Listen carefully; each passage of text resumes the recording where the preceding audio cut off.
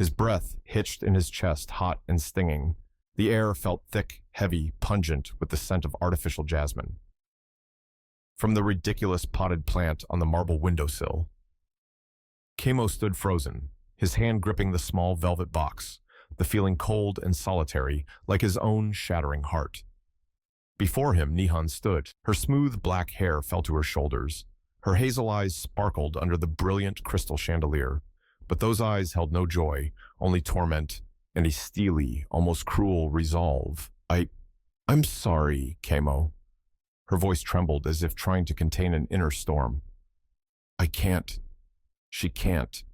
Kamo blinked, trying to process those two simple words. Can't accept his proposal. Can't love him. Can't leave everything behind for their love. A dizzying sensation, his head spinning. The entire rosy world he had painted for their future in an instant vanished, like sea foam touching the shore. What do you mean you can't? Nihan. His voice was dry, hoarse. What are you saying? Didn't you love me? She shook her head, a single tear quietly tracing a path down her cheek. I have to marry someone else. The sentence was like a knife plunged straight into his heart. Marry someone else. Kamo looked around. The vast, suffocatingly luxurious room was nothing like the familiar street corners, the small cafes where they used to meet secretly. This was her world, a world of wealth, of power, and of him. The name didn't need to be spoken, but his presence was a hovering ghost in the air. The rich man, the one who had brought calamity into their lives.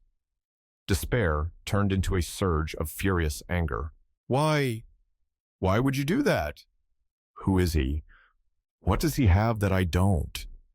Money, power. He stepped closer, grabbing her arm, trembling.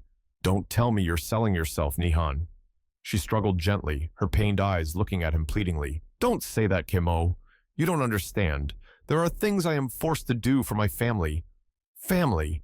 What about me? What about us? He almost shouted, the pain tearing at his throat. You promised. You said we'd get through everything together. Nihan turned her face away, unwilling for him to see her tears. That promise.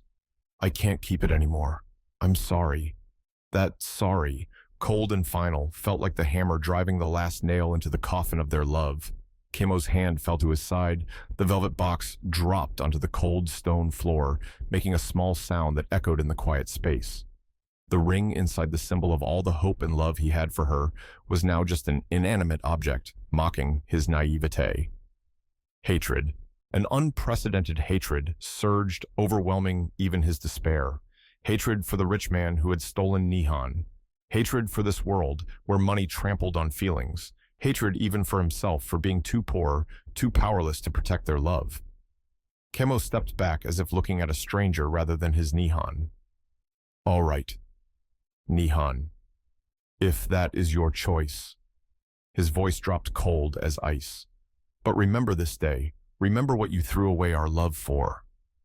And I will never forget this. He turned and walked away without looking back. Leaving Nihan standing there, collapsing in silent tears, the heavy door slammed shut, separating two worlds, separating two people, and severing a love that had barely blossomed before it withered. The sound of the closing door echoed in Kamo's mind like a death knell for the past. He strode down the cobblestone path, his steps aimless, his mind reeling back to that fateful day. The day it all began on an old, crowded bus. It was a sweltering afternoon, and Kamo had just finished his part-time job. His body ached. His mind just wanted to go home and rest. He squeezed onto the familiar bus route 17, finding a spot to stand by the window. The bus was packed, the smell of sweat and engine fumes mingling to create a stifling characteristic atmosphere. Then he saw her. The girl standing not far from him stood out in the chaotic crowd like a lotus flower lost in a muddy pond. Her long, smooth black hair, her fair skin, and her eyes, large round eyes, looking around with a hint of confusion. She was fumbling with an expensive-looking handbag which seemed to be caught on someone else. A few books, a light-colored leather wallet, and a pen tumbled onto the dirty bus floor. A few people nearby glanced over, but no one seemed inclined to help. They were too busy with their own lives. Kamo didn't think much. Instinct told him to do something. He weaved through the crowd, bending down to pick up her things one by one. The pen, the books, finally the wallet. His hand brushed against her fingers when he handed her the wallet. A jolt ran up his arm. Her skin was cool and soft in an unusual way, completely different from the calloused skin on his own hand. She looked up, those hazel eyes meeting his. In that moment, it felt as though all the noise and crowding on the bus simply vanished. There was only him and her. A slight smile bloomed on her lips, shy but genuine. "Thank you." Her voice was soft, sweet, like wind chimes. "It's nothing," Kimmo replied, his voice slightly uneven. He felt his face flush slightly. She took the items from his hand, her gaze still lingering on his face. "I'm Nihon Kimmo," he replied and smiled again. The first genuine smile of his tiring day. They didn't say much more. The bus continued on, still noisy, but between them a special silence had formed, filled with shy glances and awkward smiles. When the bus stopped at a central station, Nihon got off. Kimmo watched her go. He saw a sleek black car waiting by the curb, a uniformed driver opening the door. She stepped into the luxurious car, and it rolled away, merging into the busy traffic. Kimmo stood there, watching until the car disappeared. The smile on his face faded. The harsh truth dawned on him. The beautiful, kind girl he had just met didn't belong to his world. She belonged to a world of sleek cars, private drivers, of a wealth he could only glimpse from afar. A feeling of inferiority, of being less than, surged within him. His hand that had touched hers, now he saw it as rough and dirty. His clothes were worn, faded, his life a cycle of working hard just to make ends meet. Suddenly felt meaningless and dull compared to the glittering world Nihon belonged to. But along with that feeling of powerlessness, a new fire ignited in Kimmo's heart, an intense, unprecedented determination. He would not accept this fate. He would not let this poverty define him. He would rise. He would succeed. Not just to escape poverty, but also for Nihon. For that first look, for that smile, he wanted to prove that he was worthy of her world. The next day and the days that followed, Nihon's image haunted Kimmo. He learned about her. He knew she was the daughter of a prestigious family. He knew she lived in a lavish villa area that he only dared to walk past from a distance. The distance between them wasn't just a few bus stops, but an entire chasm of social class. This only fueled his determination. He threw himself into work, studying frantically, seizing every opportunity, no matter how small, to advance. Then fate brought them together again in a dramatic way. It was a late afternoon. Kimmo was walking near the river, coincidentally passing by the villa area where Nihon lived. He had no intention of meeting her, simply wanting to breathe the air near where she was. Suddenly, he heard a frantic scream. He ran towards the sound. The sight that met his eyes made his heart stop. Nihon was struggling in the swift-flowing river. It seemed she had just fallen from a nearby rocky outcrop. She couldn't swim. Her face was white with terror, her limbs flailing helplessly. No thought, no hesitation. The decision was made in an instant. Kimmo plunged himself into the cold water. The river current was stronger than he expected, trying to pull him under, but there was only one thought in his mind. Nihon. He swam towards her, battling the current. When he reached her, she was sinking. He grabbed her arm, pulling hard. She clung to him, panicked and weak. He tried to bring her to shore. The struggle with the current seemed to last forever. His strength was fading, but seeing her face, he found renewed motivation. Finally, he managed to bring her to shore. Both of them collapsed onto the ground. Gasping for air, soaked and exhausted, Kimmo immediately checked on Nihon. She was safe, just in shock and cold, when she was more coherent. Nihon looked at him with complex eyes. At first there was fear and confusion, as if she didn't understand what had just happened or why it was him. For a fleeting moment, Kimmo caught a hint of misunderstanding, a touch of suspicion in her eyes. Could she think he had pushed her? The thought stung him. But then, seeing his worried, exhausted face, realizing he had risked his life to save her, Nihon's eyes changed. The misunderstanding vanished, replaced by deep gratitude, recognition, and an emotion new more intense than simple thanks. You saved me," she whispered, her voice trembling. Kimmo smiled weakly. "You're safe now." From that moment on, the invisible wall between them seemed to crumble. The drowning incident was a terrifying event, but it was also the most powerful catalyst for their feelings. Nihon no longer saw Kemo as just a poor boy she coincidentally met on a bus. She saw his courage, his sincerity, and his kind heart. Kemo also no longer only saw Nihon's wealth. He saw her vulnerability, her fragility, and the beauty of her soul. Their relationship grew naturally and quickly. They met secretly, sharing everything about their lives, dreams, and fears. Love blossomed between them, pure and intense, like a flower blooming between two opposing worlds. Kemo found true joy and meaning in this love. Nihon found freedom and peace when she was with him, a stark contrast to the constrained, calculating life in her upper-class world. They believed their love was strong enough to overcome any barrier. They planned for the future, dreaming of a simple but happy life together. Kemo became even more motivated to strive not just for himself, but for their shared future. He had prepared for that important moment. He had bought the ring, not as expensive as the rings in Nihon's world, but it contained all his love and hope. He had thought about how he would propose, about the words he would say. He didn't expect that tragedy would strike so quickly. The story of Nihon's brother getting into legal trouble began to spread in her world. It was a serious matter, potentially greatly affecting her family's reputation and future. And then that dark shadow appeared, the rich man. He wasn't just wealthy and powerful, but also cruel and cunning. He saw the weakness of Nihon's family and didn't hesitate to exploit it. His offer was a dirty bargain, freedom and safety for Nihon's brother in exchange for Nihon. He wanted her. He wanted to make her his wife, a glittering piece of jewelry in his collection of power. Nihon fell into despair.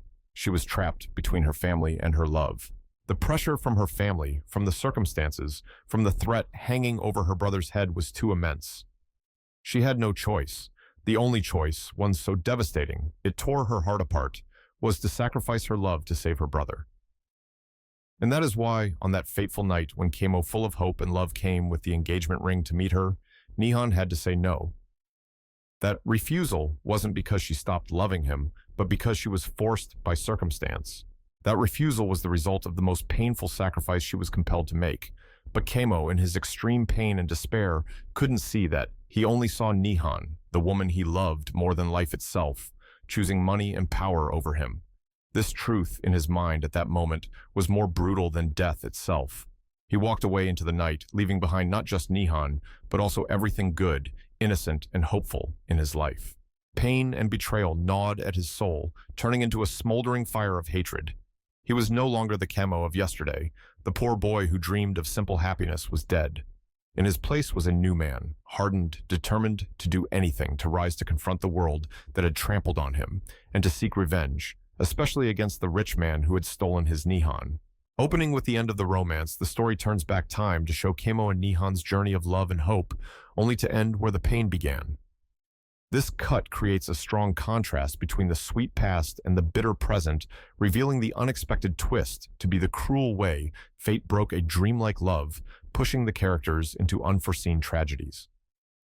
He walked away, the grand house shrinking behind him, becoming just another symbol of the world that had rejected him. The city streets were a blur through the hot, unshed tears, stinging his eyes. Every step was fueled by the fire in his gut. Not just pain, but a corrosive blend of despair and white-hot rage. They wanted wealth. They wanted power. Fine. He would acquire it, not for a better life, not for love anymore, but as a weapon, a tool of destruction aimed squarely at the heart of the man who had stolen Nihon and the system that had allowed it. He didn't look back. He left his humble neighborhood, his old life, without a word. The past was a wound, and dwelling on it was a luxury he couldn't afford. His journey was solitary, brutal. He worked relentlessly, taking any job, learning every trick, pushing his body and mind to their absolute limits. Sleep was a rare indulgence. Food was fuel. Every setback was a lesson, every success, a step closer to his goal. He was a sponge, absorbing knowledge of markets, investments, power, plays. He networked ruthlessly, charming when necessary, intimidating when required. He shed the skin of the poor, hopeful boy, hardening himself into something sharp and unyielding. The image of Nihon, her tear-streaked face as she uttered her refusal, was etched into his memory, a constant, painful reminder of why he was doing this. It was the fuel that kept him going through the darkest nights. Years passed. The scrawny, desperate young man was gone. In his place stood Kamo, a force to be reckoned with. His name was whispered in boardrooms and on trading floors. He had built an empire from nothing, brick by painstaking brick deal by cutthroat deal. He commanded respect, fear, and yes, vast wealth. The tools he craved were now firmly in his grasp. His return to the city was understated, yet the ripple effect was immediate. He didn't announce his arrival with fanfare. He bought a controlling stake in a rival firm, made a few strategic moves that sent shockwaves through the market, and simply was there. He attended a high-profile charity gala, an event teeming with the city's elite, the same elite who had once been oblivious to his existence. He scanned the glittering crowd, his eyes cold and assessing. He saw the familiar faces, the vapid smiles, the calculating eyes. And then he saw him, the rich man, the man who now wore the title that Kamo had once envied, the man who held the hand Kamo had longed to hold forever. Hanta swaggering, surrounded by sycophants, looking utterly at ease in his gilded cage, Kamo walked directly towards him. The crowd parted slightly, sensing the shift in the atmosphere. The rich man turned a polite, condescending smile on his face, ready to greet another business acquaintance. The smile froze, his eyes widened almost imperceptibly. Recognition flickered, replaced instantly by a flicker of unease, then a cold, hard assessment. He remembered the boy who had looked at his car with longing. He hadn't expected this. "Good evening," Kamo said, his voice smooth, devoid of emotion, yet carrying an undeniable weight of authority. "I'm Kamo. Perhaps you've heard the name." The rich man recovered quickly, extending a hand. Kamo didn't bother to take. "Ah, Mr. Kamo. The rising star. Welcome back to the city. I trust your ventures abroad were successful." There was a subtle sneer in his tone, a dismissal. "More than successful," Kamo replied, his gaze locking with the rich man's. "Successful enough, in fact, to begin restructuring certain stagnant sectors of the market." Here, he let the implication hang in the air. "I'm here for your business." "And maybe more." The rich man's smile tightened. The pleasantries were over. This was a declaration of war. "The market is competitive, Mr. Kamo. You'll find established players are not easily moved." "Perhaps." Kamo conceded, a ghost of a smile touching his lips. But new blood often brings innovation and disruptors. Their brief, icy exchange was noted by everyone present. Kamo had just thrown down the gauntlet in the heart of the enemy territory. The business war had officially begun. It wasn't long before Kamo's path crossed with Nihon's again. It happened at the same gala later in the evening. She was with the rich man, fulfilling her role as the perfect, elegant wife. She looked breathtakingly beautiful, adorned in jewels and designer clothes, but there was a fragility about her, a sadness in her eyes that even the bright lights couldn't conceal. When she saw him, her breath hitched, mirroring his own that night, years ago. Her hand flew to her mouth, her eyes wide with shock and disbelief. Kamo looked at her, and for a split second, the old feelings threatened to surface, but he ruthlessly suppressed them. He saw her as a symbol of his pain, a reminder of his humiliation. The love had curdled into something bitter and resentful. He walked towards her, the rich man's eyes tracking his movement like a predator's. He stopped just inches away. "Nihon," he said, his voice flat, formal, colder than the river he had pulled her from. There was none of the warmth, none of the affection that had once flowed between them. Her name on his lips, spoken in that tone, sent a shiver down her spine. "Kamo," she whispered, her voice barely audible. You're back." "As you can see," he replied, gesturing vaguely around the opulent room. "Finding my place in this world, the unspoken implication hung heavy, the world you chose over me." She flinched, sensing the accusation. The bitterness, Kamo. Things weren't. Things were exactly as they seemed. Nihon." He cut her off, his gaze piercing. "You made your choice." "And I made mine." He glanced pointedly at the rich man standing possessively beside her. "Congratulations on your marriage. I trust you're comfortable." The word dripped with sarcasm, questioning her happiness in her gilded cage. Pain flickered in her eyes, but she held his gaze, a silent plea for understanding that he was unwilling to grant. He had built walls around his heart, high and thick, and she was on the other side. The rich man stepped forward, placing a hand protectively on Nihon's back. Neon, dear, introductions can wait, Mr. Kamo, if you'll excuse us. His tone was dismissive, a clear attempt to assert his ownership and dismiss Kamo. Kamo's smile didn't reach his eyes. Of course, wouldn't want to keep you from your duties. Mrs. Nehan. He emphasized her married name, a subtle twist of the knife. Though I suspect our paths will cross frequently from now on. He gave a short, curt nod to both of them and moved on, leaving Nehan trembling and the rich man's face set in a mask of controlled fury. The war wasn't confined to boardrooms for long. The rich man, realizing Kamo wasn't just a business rival, but someone with a personal vendetta, upped his game. He was indeed cunning and ruthless. He couldn't easily match Kamo's business acumen and fresh strategies, so he began to attack Kamo's vulnerabilities. He started targeting Kamo's family. Kamo's brother, who had recently started a small business, suddenly faced a barrage of inspections, bureaucratic hurdles, and supply chain disruptions orchestrated by the rich man's extensive network. His sister, a teacher, found herself dealing with false accusations and pressure at her school, subtly undermining her career. These weren't direct threats, but insidious ways to cause stress and trouble, forcing Kamo to divert his attention and resources to protect his loved ones. This was a low blow, confirming the rich man's cruelty and willingness to hit below the belt. Meanwhile, Nehan was caught in the middle. Despite her marriage and Kamo's cold demeanor, her feelings for him remained deep and complex. She knew the rich man's true nature. The facade of respectability hid a manipulative and dangerous man. She saw his moves against Kamo, sensing the danger he was in. Secretly, cautiously, she tried to protect Kamo. She couldn't openly help him married to his enemy, but she would subtly try to warn him, perhaps, by leaving anonymous notes, passing veiled information through intermediaries, or trying to gather intelligence on her husband's plans from within the walls of their shared home. Adding another layer of difficulty was Nehan's mother. She had always been ambitious and overly concerned with social status. For her, Nehan's marriage to the rich man was the perfect outcome, solidifying the family's position. She saw Kamo's return and Nehan's lingering feelings as a threat to this carefully constructed reality. She actively sought to keep Nehan and Kamo apart, reinforcing Nehan's duty to her husband and family name. She even went so far as to subtly cooperate with the rich man, perhaps by reporting on Nehan's movements or encouraging her to sever all ties with her past life and anyone associated with Kamo. The conflict escalated on multiple fronts.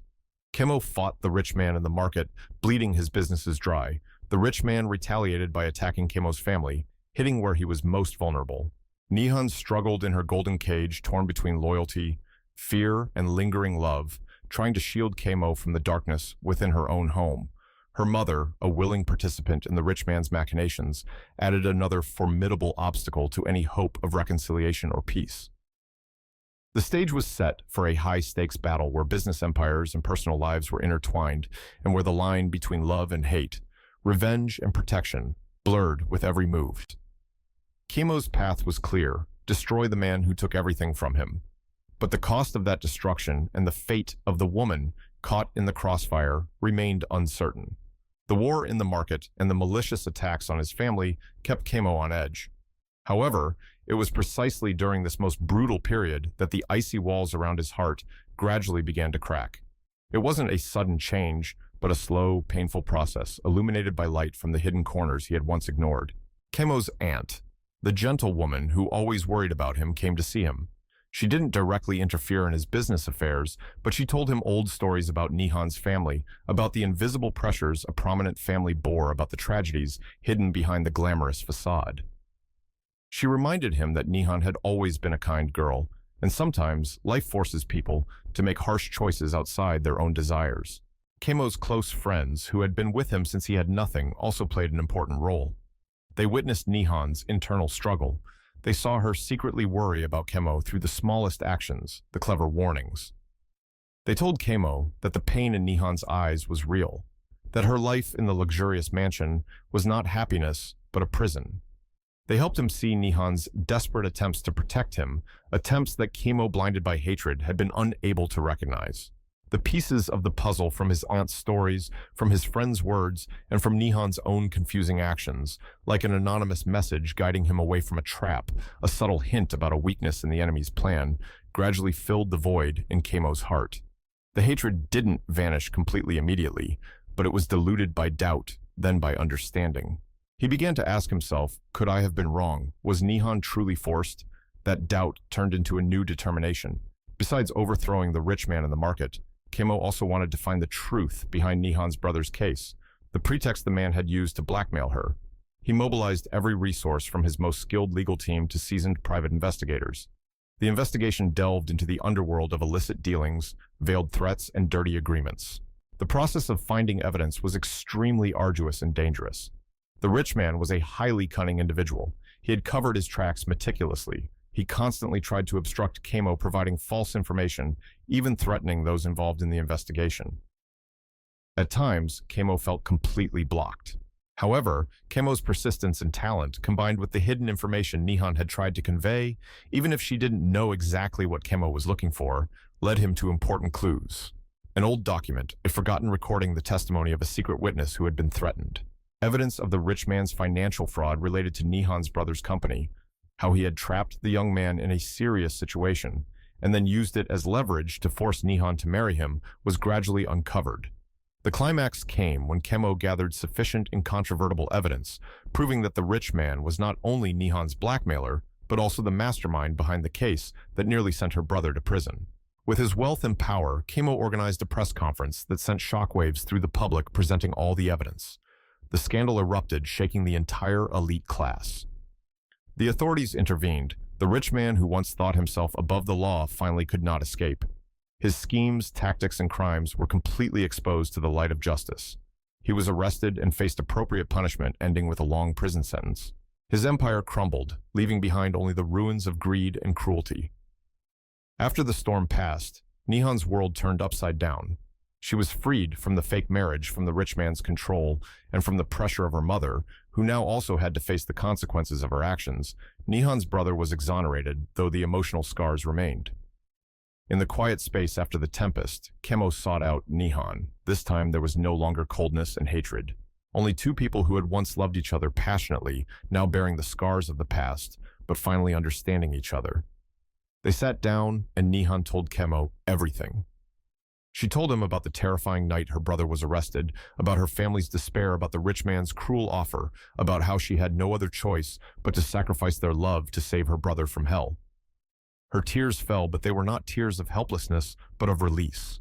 Kamo listened, his heart aching, as he realized the extent of the suffering and sacrifice she had endured. He recognized his own blindness, how he had let pain and misunderstanding turn him into a cold person, hurting both her and himself. I'm sorry, Nihon, Kamo said, his voice choked with emotion. I didn't understand. I let anger blind me. I hurt you even more. Nihon looked at him, her hazel eyes now filled with tenderness and forgiveness. It wasn't your fault, Kamo. The circumstances were too cruel to both of us. They talked for hours, resolving all misunderstandings, soothing the wounds in their hearts. The love between them, which seemed to have been buried beneath layers of icy hatred, blazed more fiercely than ever. It was no longer the naive love of the beginning, but a love forged through trials, suffering, and deep understanding. A few months later, under the gentle sunset by the river where Kamo had once saved Nihon from drowning, he knelt down once more. This time, his hand didn't tremble from pain, but from emotion. He opened a new velvet box inside a simple but meaningful ring.